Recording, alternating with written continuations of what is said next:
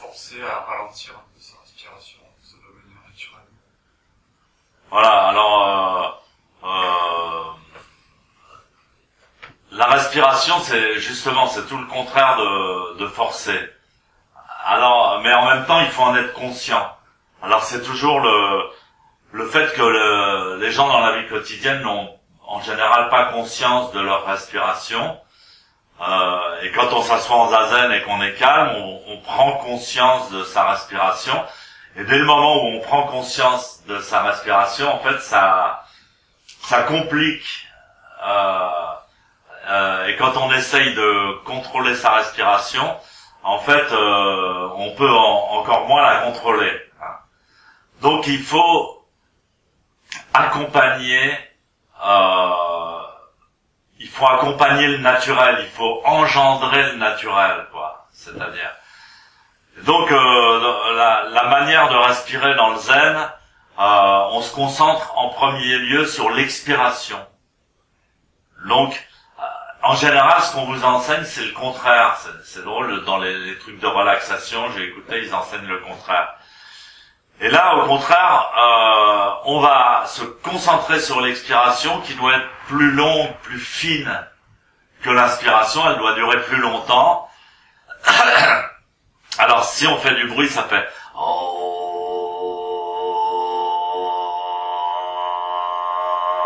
et alors, c'est une respiration abdominale. Donc, elle est longue. Et à la fin de l'expiration, on laisse l'inspiration se faire automatiquement. Alors, il y a automatiquement une influence de l'inspiration sur l'expiration. Alors, quand vous avez approfondi un petit peu ce truc-là, pour avoir une expiration plus profonde, il faut que vous arriviez à plus lâcher et ouvrir pendant l'inspiration. Et ça va engendrer naturellement, en fait, une expiration plus longue. En fait, il y a toujours une complémentarité entre les muscles profonds, les muscles superficiels, la respiration profonde, la respiration superficielle, le cerveau profond, le cerveau superficiel. Et donc, voilà, on va essayer d'engendrer naturellement un mouvement qui fait qu'on va s'abandonner dedans. Voilà, alors bon, c'est tout un cheminement et ça prend du temps pour bien se sentir, mais enfin, il y a des moments privilégiés où tout d'un coup, en zazen, on dit, ah, ça y est, donc mon maître enseignait toujours, concentrez-vous sur l'expiration, en laissant les intestins, descendre vers le bas, et il se développe une expansion de la région abdominale sous le nombril. Donc il comparait au bruit de la vache. Certains animaux utilisent cette respiration abdominale et donc c'est pour ça qu'en Inde la vache est un animal sacré parce qu'elle représente la respiration zen. Voilà. D'autres questions?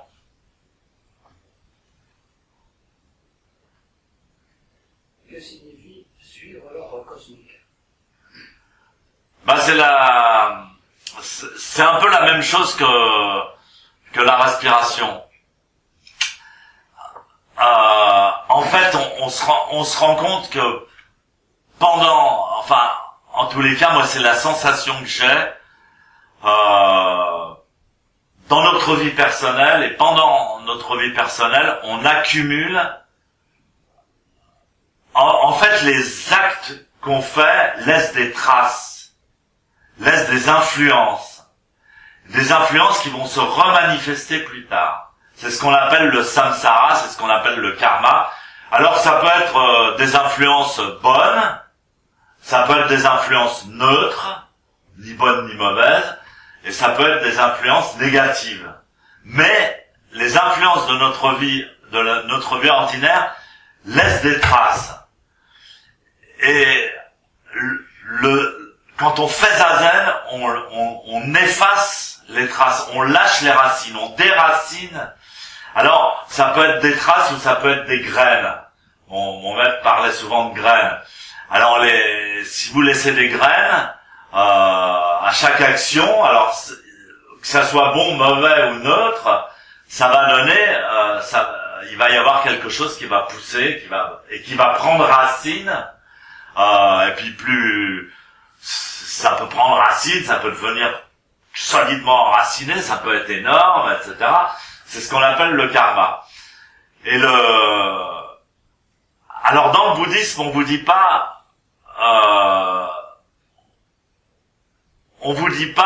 il faut pas faire le mal, il faut faire le bien.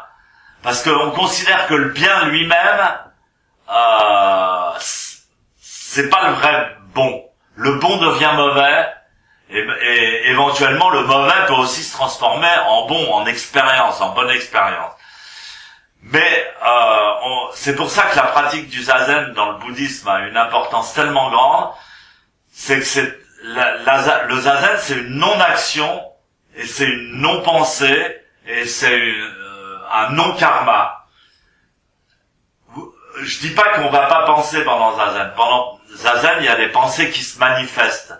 Mais les pensées qui se manifestent en zazen sont des pensées qui se libèrent du subconscient. Elles remontent à la surface, alors on peut les observer, elles se libèrent.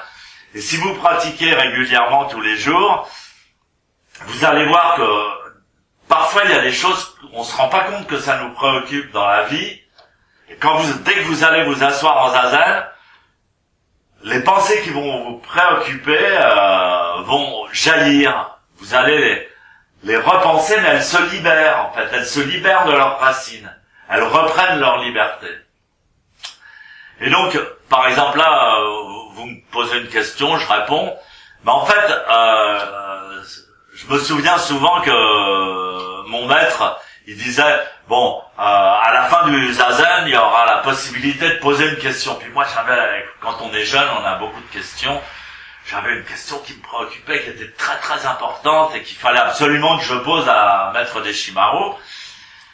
Et puis on faisait zazen, et puis alors à la fin du zazen, je repensais à ma question et elle avait plus de racines. En fait, le zazen l'avait libérée, et donc je disais, non, cette question, je me la pose plus, elle a aucun intérêt. Donc c'est très important de réaliser ça et de le pratiquer et d'en profiter. Bon, on peut pas sans arrêt faire zazen, sans arrêt déraciner. Puis vous avez des graines nouvelles, vous avez des graines anciennes, vous avez des graines très très anciennes, et c'est pas toujours facile de tout déraciner. Mais en fait, le principe du zazen, c'est ça. Et quand on est vide, on va suivre l'ordre cosmique. On le suit de toute façon, mais au niveau individuel, on se décale par rapport à... D'ailleurs, la preuve, c'est que on peut pas faire autrement que de suivre l'ordre cosmique, puisque c'est l'ordre de la galaxie. Je veux dire, c'est un mouvement énorme, une énergie énorme qui marche en même temps et dans lequel on est impliqué, on est entraîné. Donc c'est pas notre petite personne qui va bouleverser le mouvement galactique et même universel. Mais à un petit niveau, on peut se décaler. Par exemple, si on fait péter des bombes atomiques, si on commence tous à s'engueuler sur la planète, qu'on commence à faire la guerre avec les Russes là, à cause de la Crimée ou des trucs comme ça, et tout d'un coup on se balance des bombes atomiques, eh bien on peut très bien détruire la planète Terre et détruire la vie sur la Terre, et que ça soit en tous les cas à notre niveau catastrophique. Mais au niveau de la galaxie, ça sera pas tellement important parce que c'est tellement minuscule notre système solaire. Par exemple, si la galaxie elle était grande comme ça, le système solaire ça serait gros comme une poussière, quoi. Donc alors il y a la Terre qui pète, c'est pas tellement important. Mais donc on peut quand même avoir une micro influence, et en général l'homme, en tous les cas jusqu'à présent, en grande majorité, a une influence néfaste. Et pourquoi ? Parce que le malheureux, il a deux hémisphères, en fait, cérébraux, séparés par le corps calleux. Et en fait, c'est son problème. C'est que il a beaucoup de mal à faire fonctionner ces deux cerveaux simultanément, en complémentarité. Donc il est ou d'un côté, ou de l'autre. Et donc il est toujours en train d'hésiter. Alors on parle de la respiration. Ah, je vais essayer d'être naturel. Dès le moment où on veut essayer d'être naturel, on l'est plus, bien entendu. Alors c'est le gros crise entre être complètement inconscient et faire les choses comme par magie, ou alors être trop cérébral et tout organiser, tout préparer, faire lister tout, et avoir sa vie organisée jusqu'en 2025, en sachant où est-ce qu'on va aller en vacances et qu'est-ce qu'on va faire jusqu'en 2025. Donc en général on se décale par rapport et puis il y a aussi une forte conscience de l'ego et donc automatiquement des actions qui sont engendrées par des choses personnelles, par la comment on dit, par l'orgueil ou par la jalousie, ou par des tas de causes qui sont stupides. Par exemple, quand on regarde un arbre, il pousse pas par orgueil, ou quand on regarde le soleil se lever, il a pas de sentiment de penser qu'il est le plus fort ou qu'il doit faire la compétition avec la lune, ou tout ça. Alors que nous, on a ces contradictions à cause de notre cerveau. En même temps, grâce à cette contradiction de nos deux cerveaux, on passe quand on est à gauche, on n'est pas à droite, et quand on est à droite, on n'est pas à gauche. Mais en même temps, c'est ce qui nous fait nous surpasser, nous dépasser, et chercher toujours plus, et même, parfois même méditer ou pratiquer zazen. Donc, on peut supposer que ça fait partie de la nature, de l'ordre cosmique. Alors, la meilleure façon pour un être humain de suivre l'ordre cosmique, c'est de fermer sa gueule, c'est de pas bouger, et c'est de rien faire. Si vous faites rien, et c'est ce qu'on enseigne, c'est ce que le Bouddha enseigne le pire.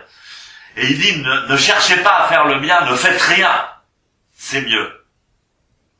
En fait, il dit, véritablement faire le bien, c'est faire rien. C'est-à-dire suivre l'ordre cosmique, se réajuster, c'est comme un ordinateur. Des fois, si on le laisse ouvert trop longtemps, ça se complique, il y a des bugs et tout ça. De temps en temps, faut redémarrer, faut le fermer, etc. Faut rebooter, faut nettoyer le disque.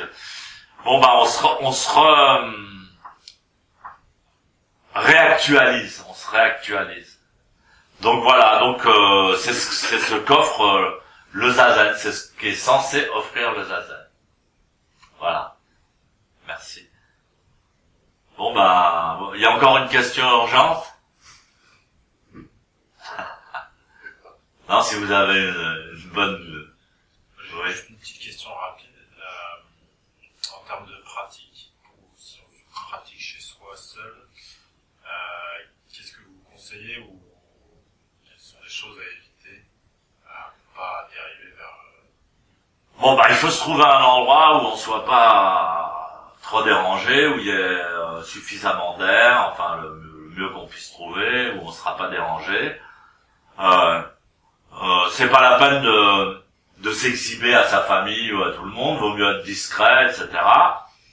Et puis c'est pas la peine de mettre de rakusu, de kessa ou de trucs comme ça, parce que vous êtes tout seul, tranquille, et vous vous asseyez, et puis vous êtes tranquille parce qu'il y a personne qui vous dérange, il y a pas le maître qui parle, il n'y a pas le kyosaku, il n'y a rien du tout. C'est l'avantage du zazen seul, mais le désavantage, c'est que vous corrigez pas votre posture et qu'il y a des gens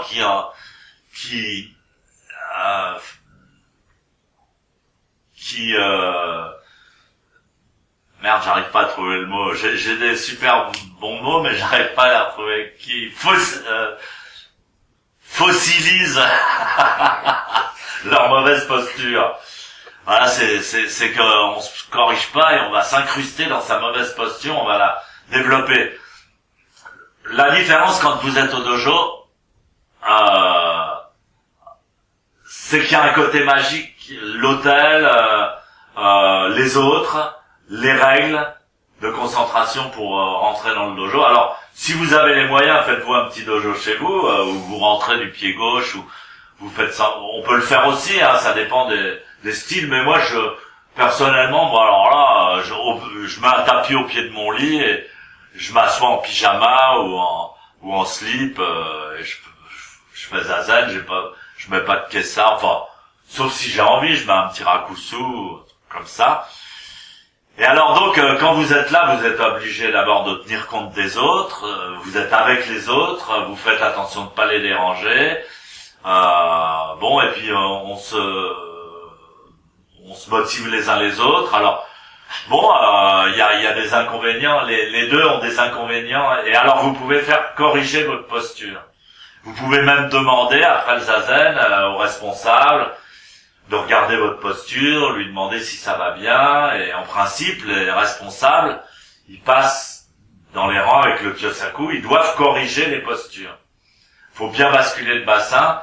Bon, et tant que c'est pas bien rentré, que vraiment c'est pas imprimé en vous, cette posture, bon, c'est bien d'aller au dojo de temps en temps pour se faire corriger, pour pouvoir poser des questions, pour pouvoir parler aux gens, etc. Voilà. Merci beaucoup. Bonne soirée. Merci.